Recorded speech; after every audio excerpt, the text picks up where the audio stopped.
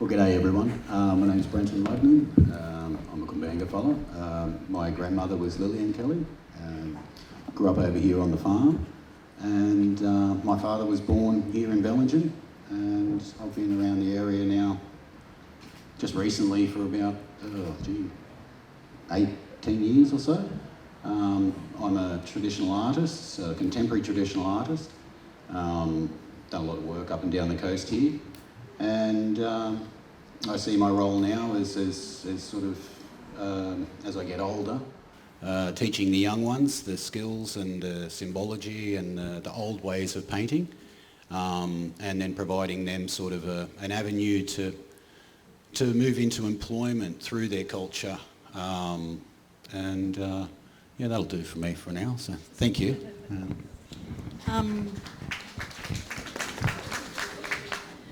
G'day to Ciaron. I'm Lisa.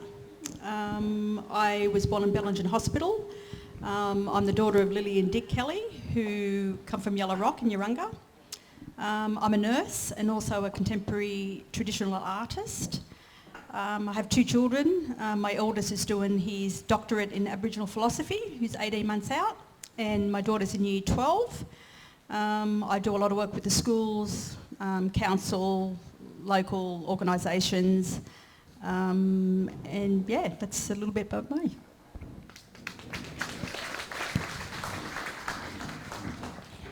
G'day everyone. My name is Dean Thomas Kelly. This is my Auntie Lisa. I was raised in Urunga, born in the Bellinger Hospital, never really left the valley for long, always come home.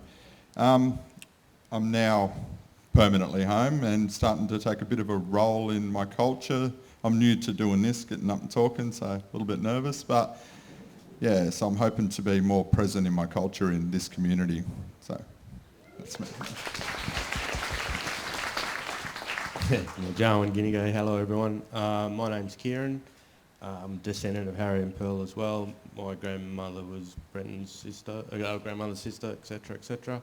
I'm an ecologist by trade. I've got some experience in protected area management, parks and state forests. And I've also got a horticultural background, and I'm just here to be part of a discussion, and happy to be here. So I just want to start off with giving you a bit of a background where we all come from.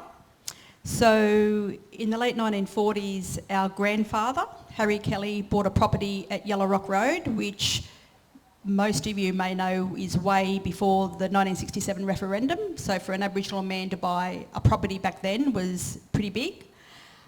He was a cultural man, but knew he had to move forward with the future. So he did farming, but always did his cultural practices and brought his kids up with cultural practices. That farm at Yellow Rock was 82 acres. It's still there today. It's still in our family, as we're still custodians of that piece of land.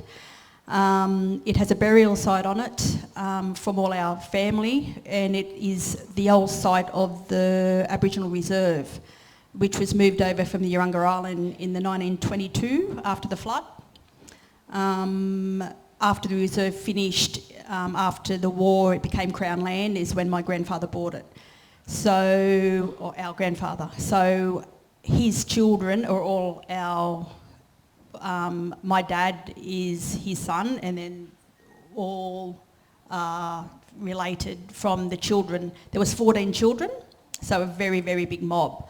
So at the moment, the farm's still there. We're starting the process of cultural burning for the property. We want to do it in a sustainable way. We've got a lot of native animals there. And we've also got two sacred sites, significant sites for Aboriginal people there, which are getting gazetted finally after all these years. So I hope the elders are out there and they're proud. This is just to save and to educate people that they are places of significance for Aboriginal people, and to have a bit of respect. And not only that, but to learn that we've been there for a long, long time, and we remain there still to today. So that's just a bit of a background of how we're all connected. We're all cousins. And yeah, we're just up here together and we'll have a yarn about the valley and what it means to us.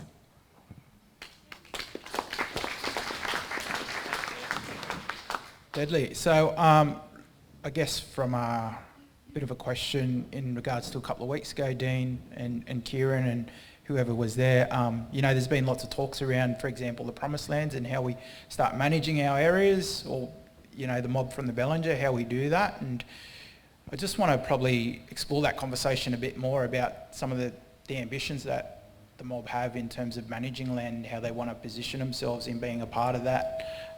Particularly, being in a valley with very significant places, women's places, men's places, that, are frequently visited, and I guess there's an impact on that from visitation and tourism. So I'd be really interested to start a conversation and talk about those types of things and how we manage them as a mob.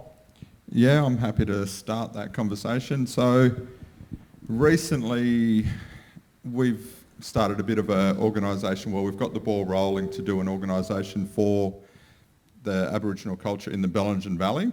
The ball's rolling in that direction. So we've had a meeting with Forestry regarding the Promised Lands, and they're asking for solutions to a problem that everyone probably sees every tourist season, which is coming up again quite shortly. So I guess we've got lots of sacred land out there, lots of importance, like the connection to us is really strong, and we've been given the opportunity to propose what we think should be done out there, but we want to work as one with the community. I was taught that by my uncle Tom Kelly, who I'm actually got my middle name after. You probably remember him. I guess we just want it to be protected and to be respected for what it is. It's a beautiful place. We all feel that connection. It's our backyard out there. We want the best for it, and we want it to be respected and looked after. I guess the solution's not just locking the gate. The solution is working with tourism and respecting it, like teaching respect for it. Yeah, I guess we could start with, have a bit of, if anyone's got any questions with that. I see the first problem being obviously toilets. It needs a bit of infrastructure out there because that seems to be a big problem. The pollution in the river, which is more than just the toilets, but I guess that's a starting point. So where do we go with this? Does anyone have any questions? Yeah. Or Well, I think, I think there's a conversation with State Forests where there's an opportunity to get that land freehold back and manage it. Was from our conversation when we were out there with State Forests, that, Forestry are very open to just giving that back to Gumbaynggirr people to own and manage. Yeah. Yeah, thanks Nathan, thanks Dean. I think as well within this process, we're trying to put our foot forward and maybe draw a line in the sand. We're not here to discuss 234 years of history, but just be well aware that even within the conservation movement, not a lot of diversity, not a lot of interaction with Aboriginal communities in a meaningful sort of way. So we're sort of trying to put our foot forward and lead this discussion. There can be expectations with conservation groups that I've had dealings with that the focus is coming from this side of the community, but we're also about, oh, hang on, biodiversity is our cultural heritage too.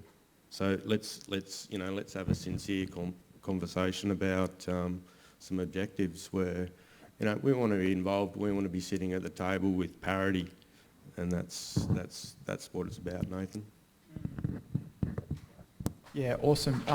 Lisa or Brentyn, do you have anything to add to that? I don't know. Sometimes I think we should just shut the gates, or at least go in a sort of a cyclic way, and the way it was managed. Most of these areas, you didn't overhunt them, it was seasonal. You then went back and moved on to somewhere else and let that recover and revive. And I think that's where we're a little bit stuck in it has to be open for tourists. I don't see why. There's plenty of other places, you know. If it was open at some certain part of the year and then we shut it down for a while so it can recover and rejuvenate. I think it's this perpetual overuse and, you know, fake tan and sunscreen being put into our pristine waterways that is going to have an impact. We're losing the animal life, we're losing the diversity, and this isn't something that's happening, it has happened. We're at that now, you know, and it's being shown in some of the smallest members of the ecosystem already, you know. When you look at what the blackberries and that sort of thing did up in Coffs to a lot of the creek systems, do we want that to happen here? You know, and so, you know, I'm not the environmentalist of the group. I'm the artist, so I'm the one who, you know. But I think just taking it a little bit easy on the land is the way we need to sort of look at these things. You know, it doesn't need to be walled off, but just having some respect for it as an entity, as a thing that lives, breathes, and grows. Will I think instill a sense of and rather than ownership, you know, just because it's there doesn't mean you have to go out there. There are times where it needs to breathe, it needs to sleep, it needs to rest, and we're not doing that at the moment. So, from my point of view, that's sort of where I look at these sort of things. But yeah, that's just a point of view. And that's a really good point. I think, you know, some of the conversations we talked about, you know, seasonal use, and I guess, you know, we know that there is places, we can't go, so, you know, there's places that we can't even access, so there's that balance of how we access certain areas as well. So, and I suppose our old people fundamentally were pretty good at knowing how to take that pressure off certain land areas because there were certain rules about where you couldn't go. So, yeah, I think going back to things like, seasons and, access during certain seasons would definitely help that area recover. Just to take a bit of the pressure off, you know, because there's just constant pressure out there. So there's no time to heal. There's no time for it to repair itself. And yeah, that's what I see as something we need to sort of think about a lot more. Yeah, thanks a heap. So I guess, you know, something else I want to kind of touch on is there's lots happening in the Bellinger Valley. You know, there's things about walks, you know, parks have proposed, you know, 5-day walks to Bindari, from Dorrigo, and, you know, the Great Koala National Park, and there's all this kind of stuff happening. So, you know, I'm really keen to explore that a bit more, and us as Gumbaynggirr people, you know, where do we fit within all this stuff that's happening, and, you know, our seat at the table and how that looks, and you as mob that are still here within this valley, you know, how do we kind of get into those circles to, you know, to be a part of that decision, those decisions around, you know, national parks and those sorts of things. Because I think, you know, at the moment, you know, and I've raised it with Chelsea, and we talk quite a lot about, you know, I guess the lack of diversity within Great Koala National Park, and, you know, the ecologists say get up to speak all the time. You know, Chelsea's probably one of the great experts, and I've never really seen Chelsea speak in the Bellinger Valley, like being invited, which I find astounding. So, you know, those are, I think there is issues in the environmental circles, and it comes back to that, what I feel is like sometimes systemic racism, that the Western science knows all the answers, but they've been the problem. Yeah. So I just want to kind of flesh that out. And Ciaron probably, you know, being an ecologist, he's quite the commentator on Facebook. Thanks, bro. Look, I do have some opinions, but look, don't think that I speak on behalf of all Gumbaynggirr people, let alone my family. We've still got to work this out. Nathan, just to sort of broach what you're talking about, I'm not a personal supporter of that koala park because I think our community hasn't been part of that discussion, and I think that's wrong. So, you know, I'm happy to draw a line in the sand and say, no, just start again.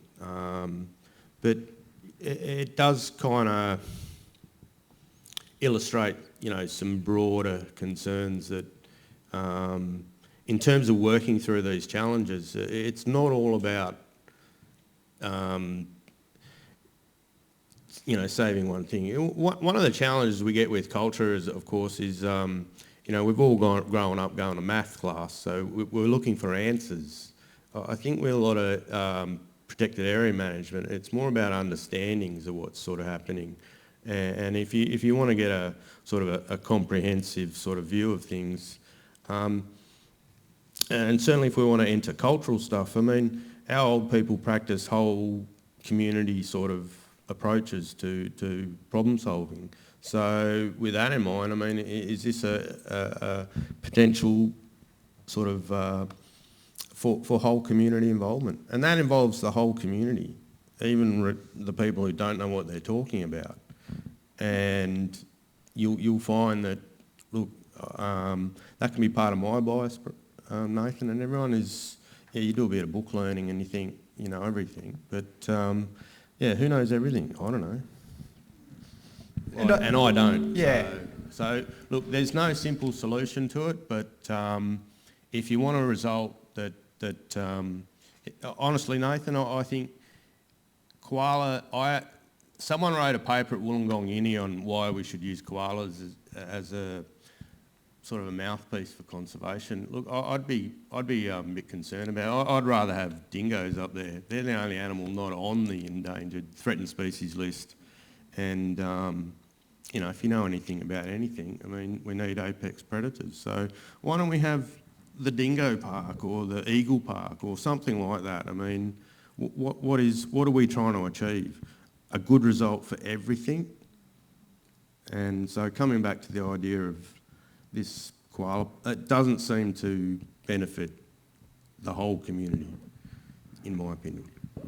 Yeah, and I suppose, look, if it's probably fair, I think, a lot of the stuff that we talk about is like land back and sovereignty and all these sorts of things, and we go as Gumbaynggirr people, we go, wait there, that's our land and it's been advocated to go across to another government department. It's like, well, we'd love to hear someone go, oh, well, let's give it to the Gumbaynggirr people to manage, as the first, Gumbaynggirr Aboriginal National Park in the state.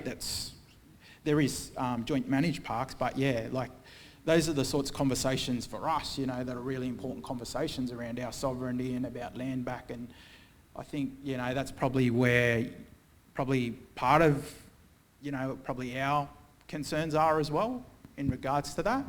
And I think there needs to be a protected area, but it might be Indigenous owned and managed.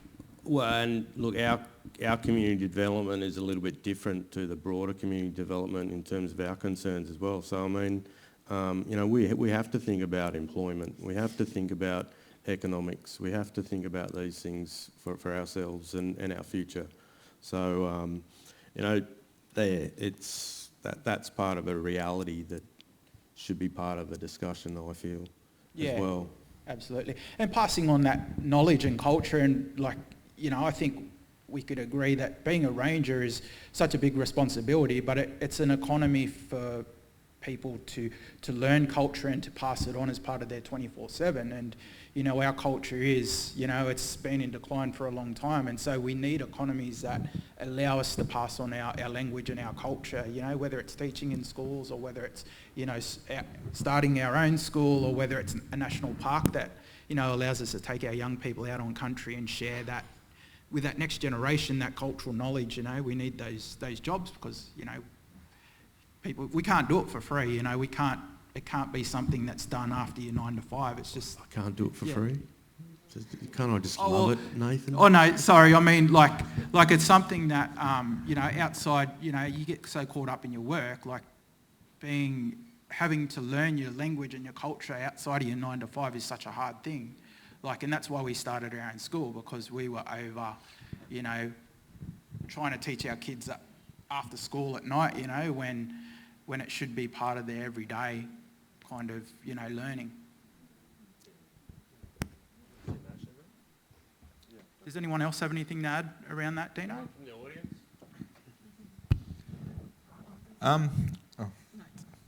Well, I guess it is about us all working together.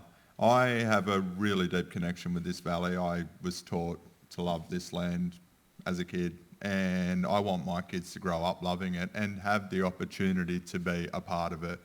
I guess these pathways that need to be built are so important.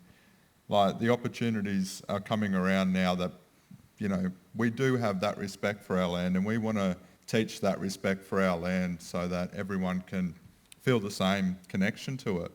Like, not just Gumbaynggirri people, but all people who want to learn that. And I think that's the key to, especially this promised land stuff. It needs to be more than just us getting control of looking after it. It's teaching that respect, and so everyone can feel that connection to land. I think that's the future and the way forward, and I hope that my kids will get to, experience how I did. None of this is new. None of this is new. This has been going on since time immemorial. So to do management, to be teaching kids language, to be immersed in culture on a day-to-day level, is just basic old ways. This isn't anything new. So yes, we live in the 21st century. Oh God, that's hard to say. But so we all have to pay our rents, that sort of thing. So we have to deal in economics. We have to go to the grocery store like anybody else.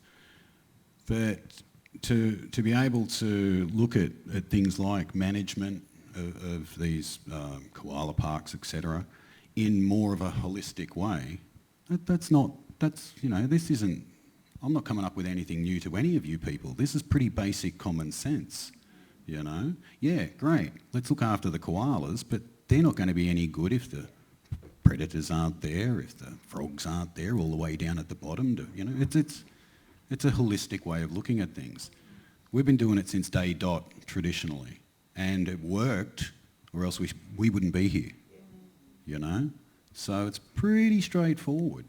So to see, my learned colleague up the end here, it's awesome that now we're doing these sorts of, doing it in a way that it's being recognised by the wider community, so to speak. And it's finally getting the recognition that, oh, hang on, maybe these blackfellas knew what they were talking about. They seem to be really, their kids were fat and healthy when we got here, and they must be doing something right. All their teeth were good. So, and there was plenty of animals everywhere, and the land was happy, we were happy.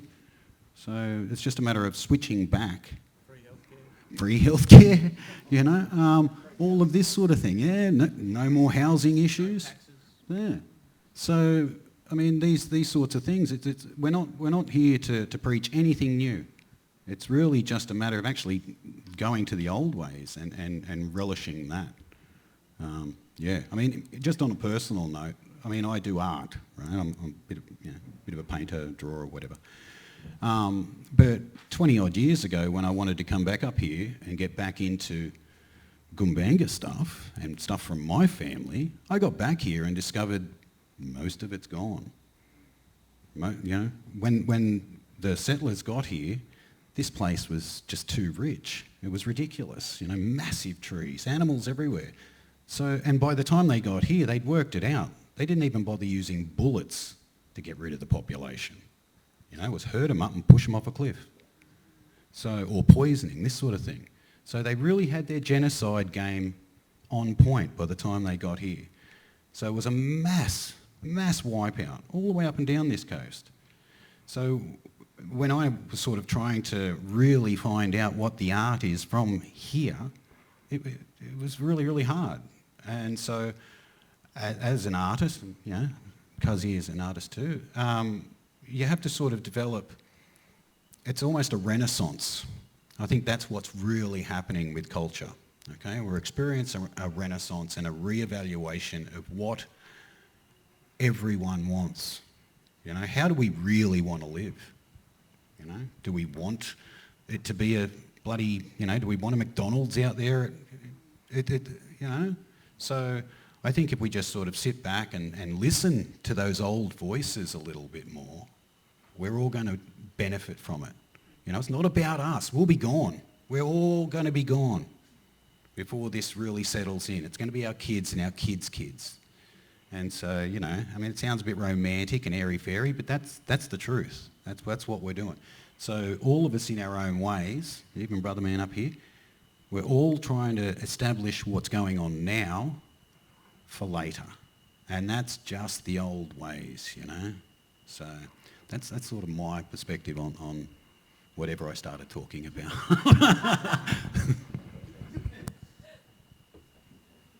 That was great. Thanks, Brentyn. All right, so might open it up for any questions from the audience around to my wonderful brothers and sisters here from the Bellinger. And I know particularly these last 20 years we lost so much knowledge, you know, like we talk about, you know, and the Bellinger Valley had, you know, some wonderful elders that we've lost these last few years, and just like to probably hear a bit about them and the stuff that they shared, you know, as you talk, Dino, about Uncle Tom and, you know, all those great knowledge holders that have passed us on, you know, the legacy that we've got here today. Well, I can share one thing. Uncle Tom taught me that it's about the community in this valley, and that's not just cultural, like it's about connecting with the whole community. He loved the Bellinger Valley, this whole community. It was quite beautiful to see his respect for this valley, and that's where I took it from. And I recently stopped working as an engineer in like metal fabrication kind of stuff and done stay-at-home dad. And bringing my boy up, he's 2 years old now, really made it obvious to me what was important. And it's this valley. It's my home. It's my country. So I guess that's what's led me to the path where I am now. Really new to this speaking. These guys do it so well. I'm so nervous, but I have a lot of good stuff to say. I just, you know, I've got to get it out. So I was very lucky and fortunate to grow up at Yellow Rock on the farm with Uncle Tom, Uncle Porky, my dad. Grew up there, born at Bellinger Hospital. So being around those three elders, it's been a very big gap in my life now that they've passed on. We were taught culturally, and a big thing was working together with the community to move forward. We acknowledged the past, but we needed to move forward for our kids. But being around them old fellas, I've worked with Uncle Tom. Oh, he's worked in the community. I supported him for the last 25 years. Big advocate in Aboriginal children's education. And, you know, he loved his community. Fishing, crabbing, all those cultural ways. My grandfather had the vision. He was a cultural man. But like I said, he knew he had to move forward. Things were changing. So he became farming. So he had that cultural farming knowledge. And for a man to do that back in 1947, he knew for his family the way forward with still staying with our cultural knowledge and teaching us teaching us language. Would have been myself, but my aunties and uncles, which were all the grandparents. So that's who we are today from them old people. It's so sad now because the Bellinger Valley, the next generation of elders have all passed. So in saying that, it's up to our generation now.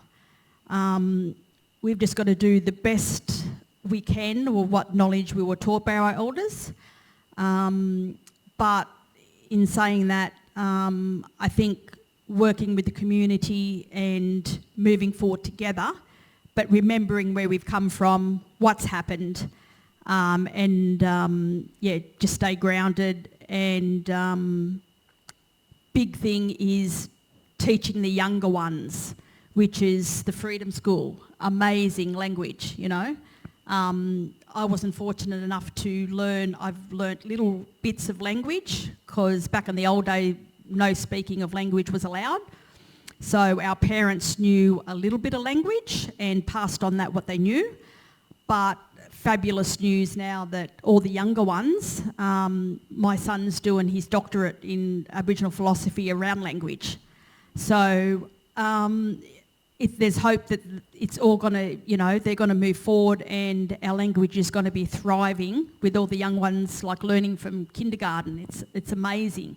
So good things are happening. We've got a lot of work to do, like with the eco side of looking after the environment. But we all need to work together as one. But I think too that Aboriginal people need to be part of that process. We've been around for thousands and thousands and thousands of years and doing it right. So it worked.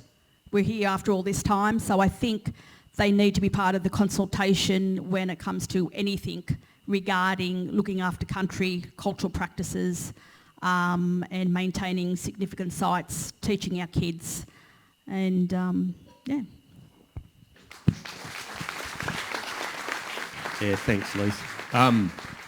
And speaking of party, that's my great-grandfather. I only know him from stories, so he was quite a remarkable man. He was qualified blacksmith, wheelwright, shipwright, and an equine master. So he was quite practical in his skill set. This young man here grew up with 3 of my uncles, and if you ever wanted to know the measure of those people, you'll probably find it through knowing this young man. So the 3 brothers is kind of interesting as well because that has a background with Gumbaynggirr culture. We've got the 3 brothers story. But they had 2 other brothers, and I'll just tell you a quick one about my Uncle Jono, who was he was a war hero as well, so quite a remarkable man in his own right.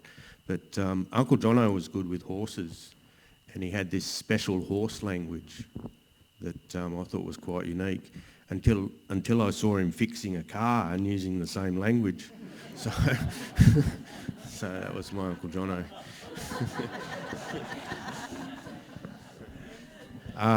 But as me and Brent, and as for the sisters, there were 7 sisters, which I think is a bit unique in terms of Aboriginal culture as well, because some of you might be aware of the Pleiades story. I spent a lot of time with my grandmother and my aunties, and just possibly you'll see through Lisa the sort of women that they were, just beautiful women, just gracious people, and I miss them all dearly. So yeah. Thanks, Ciaron. All right, so opportunity now for anyone from the audience just ask some questions. Dino's got lots of great stuff happening with his corporation, and I think there's some real opportunity for the mob here to work, with the broader community around achieving some of the things that you want to achieve around land management, promised lands, anything else. We live in such a great part of the world. So does anyone feel like asking a question to the mob down here? Back.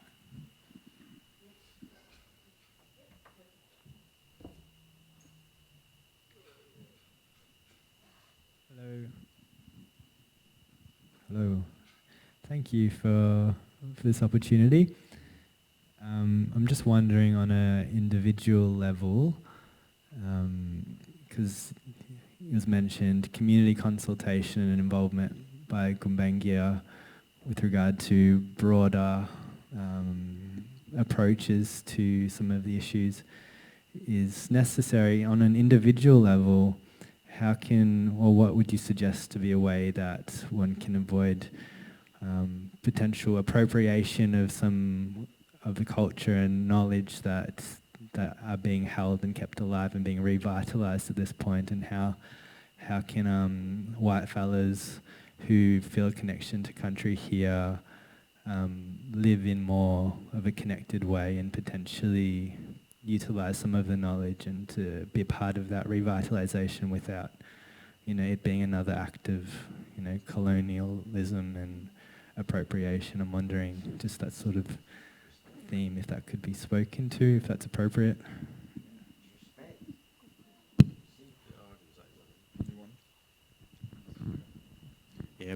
Yeah, thanks, mate. Sorry, what was your name? Thanks, Joshua. I'm not sure I've got a straight answer for your little question there. I suppose to me it's a bit about recognising that element of understanding and what that can mean to the individual but also the collective. I could sort of stand up here and talk to you about the idea of cultural lensing, but I'll just suggest go home and watch Barbecue Area. And it's got one of Gumbeghi's finest, Uncle Gary, in the motorboat at the start. So Yeah, if you're unaware of that, that's a video made in the 70s or 80s, and it was sort of a,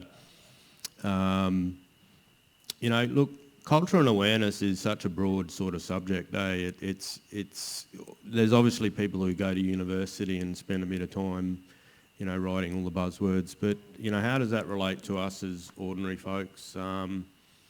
There's a lot of rhetoric around, I suppose, use the love, all this sort of stuff. I think it's fair to say we can all try and be better people, can't we? Just on that too, I think I think you already know. Honestly, I think we all do. All you out there know. Just calm down. Just sort of take a step back every now and then, breathe, think of things through. And if you see something that doesn't feel right or doesn't look right, trust yourself, I had mates who used to say to me, non-Aboriginal people, they'd say, "Oh, I'm so jealous of you because you have this culture to fall back on, to learn about, to delve into. So do you. Yous are all humans. Yous are all on this planet with us. We're just lucky. I mean, this is another thing. We're not given a handbook. Oh, so you've been born black. It doesn't happen. We have to develop our perspective, our radar, for want of a better way of putting it. And I honestly believe everyone's got it in them. You'll know if you're doing the right thing or not. So, yeah, I have faith in you, Joshua. good answer.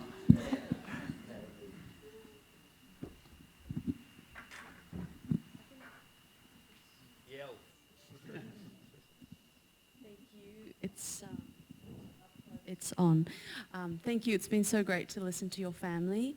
I'm wondering about ways to be in solidarity with the Gumbaynggirr people when you're talking about land back and talking to forestry and wanting to re-establish your sovereignty. What can we do as the wider community to support that? Are there particular ways we can stay up to date if there are calls to action, and what is it that we can do to show up for this? Well, I guess what we are going to offer is this organisation that we have started is to represent the Bellinger Valley. So there's lots of brilliant organisations on all sides of Gumbaynggirr, but not here in the Bellinger Valley. We weren't really represented, so that's where we come in. So saying that, we're still in the process of getting this up and running. So soon you'll have a pathway that you can connect with us and we can show where we're going and the paths we're trying to create. Say something on that? And just adding on to that, so look, we want to be in a position where we're sort of, sitting at tables with parity and whatnot. So there's that respect thing, that's an easy thing. But I suppose for non-Aboriginal people, it's that thing of, as a man, what do I have to do? I'm not sexist, but what can I do to be anti-sexist? As a non-Aboriginal person, what can you do to be anti-racist? That's all we can sort of ask for, I suppose. And it's kind of not rocket science.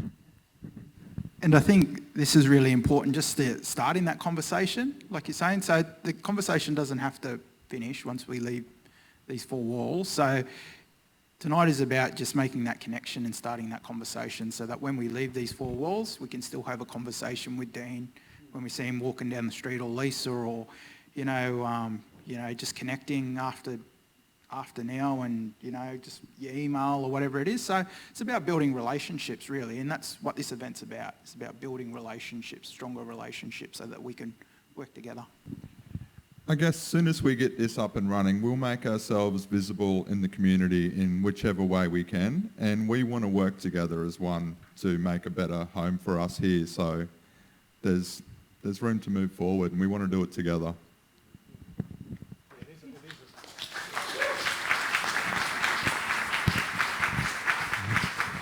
It is a little bit of watch this space.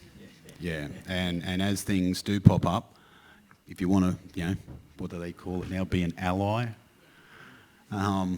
just come along when these things are on. Turn up, spend money, talk to people. It's very open, It's not a little club. We don't all go on Sunday to some cave and all, work out how we're going to get you guys, It doesn't happen. So, yeah.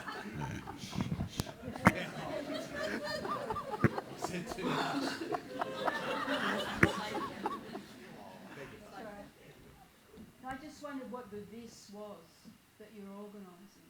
All right, so Stakeholder engagement, advocacy. It's an organisation, or? Yeah. That's what we have to do these days.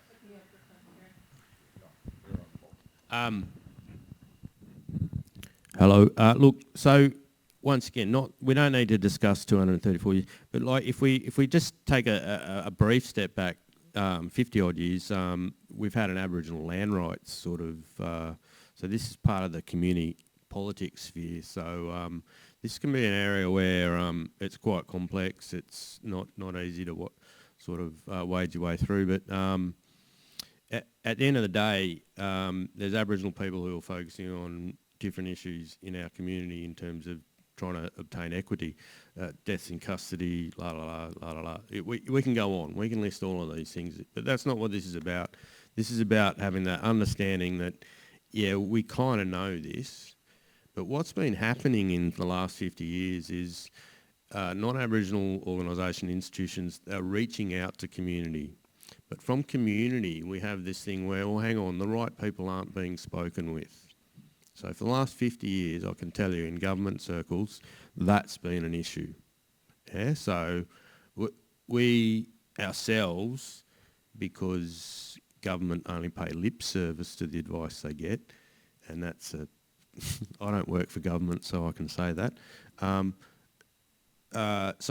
This is something we have to do to, this is us standing up for ourselves. This is us, just being a little bit adult about it all and saying, hey, enough is enough. But it has to be done in the organisational way, for want of a better term, the white way, okay?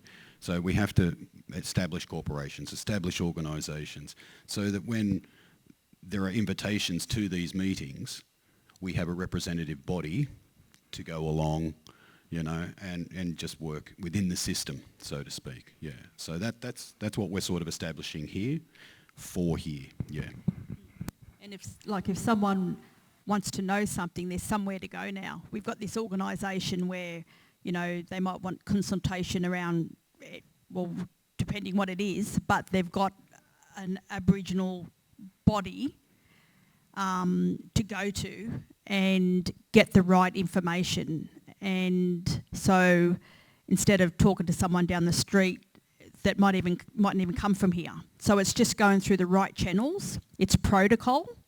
You're not stepping on anyone else's toes, and it's the right protocol to go by. So by starting this organisation, our Bellinger Valley now has a corporate body where people can go and get the right information and be educated and work with, and we can work with them. Yeah. because Coffs has been very, very lucky with Nathan and the crew up there, and what they're doing is just astounding. It's amazing what's going on up there.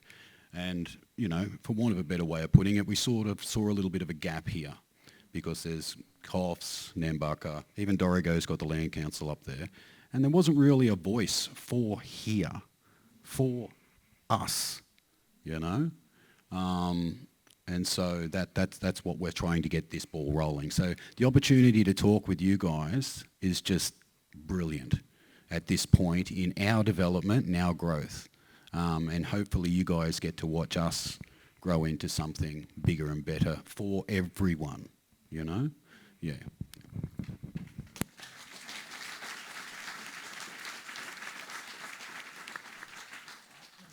All right, how are we going for time? Lisa? Yep. All right, we can...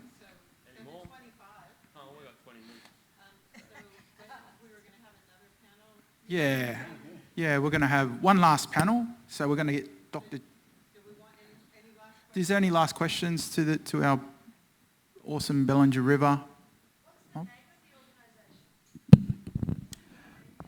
Urunga, but it's not spelled in the same way as Urunga. It's the Aboriginal version of that. You want to do the spelling of that? No. It's Urunga. It's Y-U-R-R-W-N-G-A. N-double-G-A, sorry.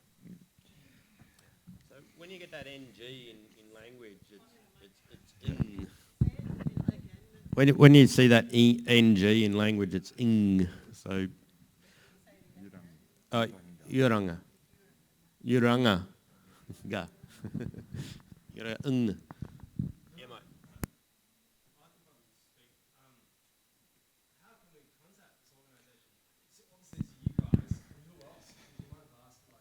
So that's a bit complicated at the moment because we haven't actually got the last ball to roll over.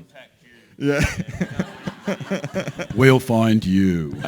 There'll be a website. It'll be advertised. It'll be once they get it organised and it's all up and running. There'll be websites, and we could connect that maybe to the council website, you know, and so it's getting out there with emails, with, you know, Instagram pages. So it's just in the beginning. You know, so you will know when it's up and running. Yeah, we'll probably approach the council about putting some cards on their desk or something. So you'll be able to find us once we get up and running. We'll just have a message stick workshop.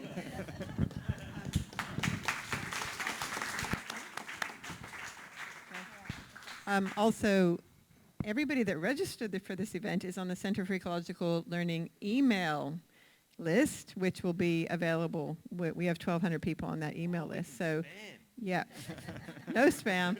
But you can always opt out. But once you're on that list, and so you will get, I hope, any that can go through us as well. As the information becomes available, we can definitely send it through to you. So that'll be our goal to continue this. Yeah, excellent. Yeah. And there's lots of grants out and about, so there's lots of ways, yeah. The beauty of it is there's amazing organisations, Aboriginal organisations in this valley, like both sides of this valley already, and as we're all Gombangati people, we have connections to them organisations already. So a big part of what we're doing, you know, these paths have already been walked and successfully run and in amazing ways. So we're following in really good footsteps. So we have the ways and means to move forward. It's just we've seen the need for it and we've stepped up and taken on that responsibility. And I'll just mention as a part of that, it is the elders are all included for this valley, and I apologise for my Uncle Richard Kelly who couldn't be here tonight. He's the official elder of this valley. He just wasn't able to make it. No. Yeah, Uncle Richard was here earlier, but he had to go. So it was good to see Uncle Richard. Thought I almost had him. But anyways, Nah, all good. Look, I just want to say thank you very much for sharing tonight. And look, there's a great opportunity to continue this conversation. You know, as I said, just because we leave these four walls doesn't mean this conversation needs to cease. From what I believe, Dean is kind of the unofficial kind of public officer of that corporation. So just even grab his phone number if you want. I'm happy to do whatever and work with anyone, but honestly, like, these people speak a lot better than me. I'm still stepping into this role. I've got big shoes to fill. No, you've done a great job tonight, Dean, and you know, all the best to the crew. You know, love coming down here and connecting with you, Mob, and big things ahead. So thank you very much. Thank you all.